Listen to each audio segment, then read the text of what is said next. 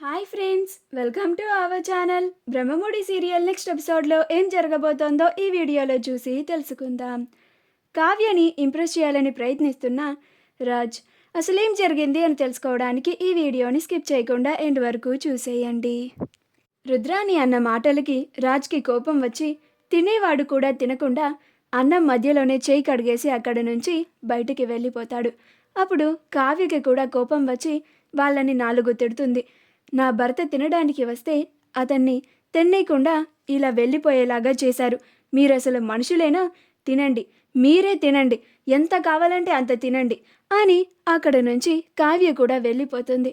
ఆ తరువాత ప్రకాశం, అపర్ణ, సుభాష్ అలా ఒక్కొక్కరుగా లెగిసి వెళ్ళిపోతూ ఉంటారు. చివరాఖరికి ధాన్యలక్ష్మి, రుద్రాణీలు ఇద్దరే మిగులుతారు. అప్పుడు రుద్రాణి, ఏంటి ధాన్యలక్ష్మి, ఇప్పుడు మనం కూడా లేచి వెళ్ళిపోవాలా? నాకు అసలే చాలా ఆకలేస్తోంది అని అంటుంది.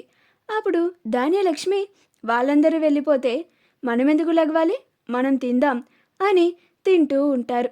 అప్పుడు ధాన్యలక్ష్మి, మనం కూర్చొని తిన్నా కానీ ఈ చప్పుడి కూడే కదా అని అంటుంది. అప్పుడు రుద్రాణి, ఉండు ధాన్యలక్ష్మి, నేను కిచెన్లోకి వెళ్ళి సాల్ట్ ఉందేమో తీసుకొని వస్తాను అని రుద్రాణి కిచెన్లోకి వెళ్తుంది. అలా సాల్ట్ డబ్బా కోసం వెతుకుతూ ఉంటుంది.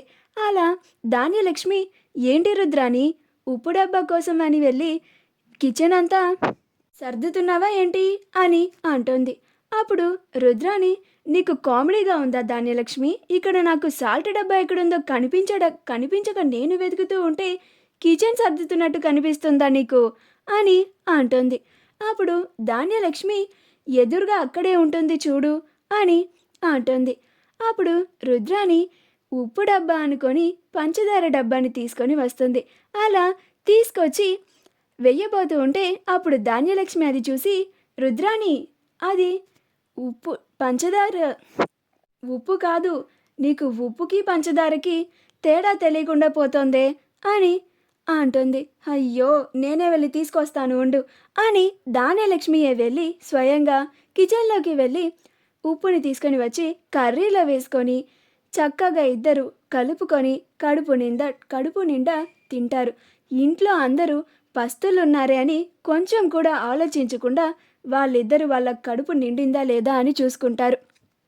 కావ్య రాజ్ దగ్గరికి వెళ్ళి, ఏవండి, ఎందుకండి అలా అన్నం తినేటప్పుడు మధ్యలో లెగిసి వచ్చేశారు అని అంటుంది. అప్పుడు రాజ్, నువ్వు కూడా అక్కడే ఉన్నావు కదా కళావతి, మళ్ళీ వచ్చి నన్ను అడుగుతావేంటి, ఎందుకు మధ్యలో లెగిసి వచ్చేశారు అని? మా అత్త అన్న మాటలకి నాకు కోపం వచ్చి నేను వచ్చేశాను.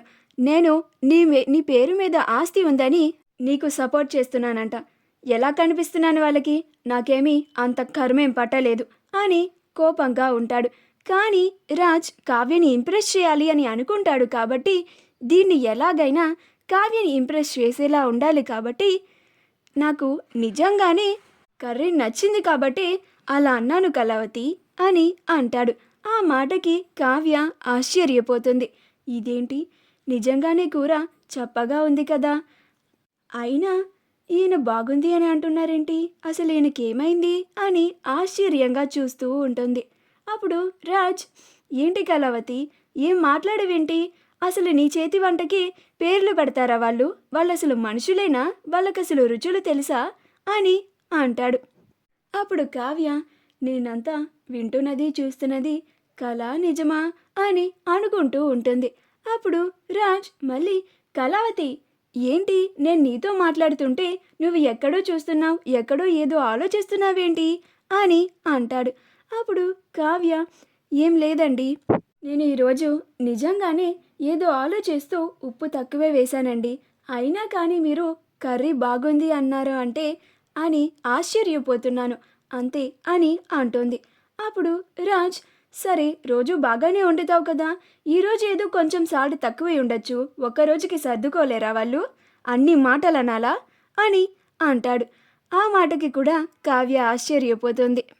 అమ్మో, ఏంటినా నాకు ఇన్ని షాకులు ఇస్తున్నారు అని అనుకొని, ఏవండి, మీకోసం నేను మళ్ళీ కర్రీని వండుతాను, మీరు వచ్చి తిందురు గాని, మీరు అసలే ఆకలికి ఉండలేరు అని వెళ్తూ ఉంటుంది. అప్పుడు రాజ్, ఏంటి, నా కోసం మళ్ళీ కర్రీ వండుతుందా, ఇదేదో మనకి ఉపయోగపడేలాగా ఉందే అని రాజ్ కూడా కావ్య వెనకాలే వెళ్తాడు. అలా కావ్య వంటగదిలోకి వెళ్ళి తన పని తను చేసుకుంటూ ఉంటుంటే అప్పుడు రాజ్ తన వెనకాలే ఉండడం చూసి అప్పుడు కావ్య, ఏంటండి ఇంకా కాసేపు టైం ఉంది, నేను కర్రీ అవ్వగానే మిమ్మల్ని పిలుస్తాను అని అంటుంది. అప్పుడు రాజ్, నువ్వు కర్రీ చేసావా అని అడగడానికి రాలేదు, నీకు హెల్ప్ చేద్దామని వచ్చాను, నీకేం సహాయం చేయాలి చెప్పు చెప్పు అని అంటాడు.